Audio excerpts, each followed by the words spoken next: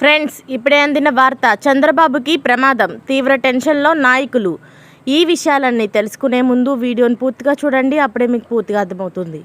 అదేవిధంగా చాలామంది సబ్స్క్రైబ్ చేసుకోకుండా వీడియోని చూస్తున్నారు. దయచేసి సబ్స్క్రైబ్ చేసుకోండి. సబ్స్క్రైబ్ చేసుకోవడం వల్ల నేను చేసే ప్రతి వీడియో అప్డేట్ మీకు ముందుగానే నోటిఫికేషన్ రూపంలో వస్తుంది.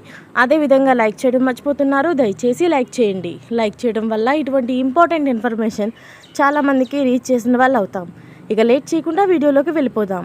తెలుగుదేశం పార్టీ అధినేత చంద్రబాబు నాయుడికి కేంద్ర ప్రభుత్వం భద్రత పెంచుతూ నిర్ణయం తీసుకుంది. ఈ మేరకు కేంద్రం నుంచి ముఖ్య భద్రతా అధికారులు తెలుగుదేశం పార్టీ కార్యాలయం, కరకట్ట వద్ద చంద్రబాబు నివాసం, గన్నవరం విమానాశ్రయం మార్గాలను పరిశీలించారు.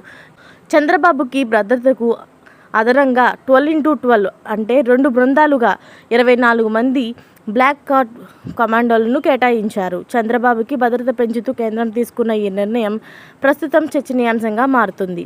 చంద్రబాబు నాయుడు మహారాష్ట్రలోని మహాలక్ష్మి అమ్మవారిని సతీ సమేతంగా దర్శించుకొని పూజాది కార్యక్రమం నిర్వహించారు. అనంతరం ఆయన షిరిడి సాయిబాబా దర్శనం చేసుకున్నారు.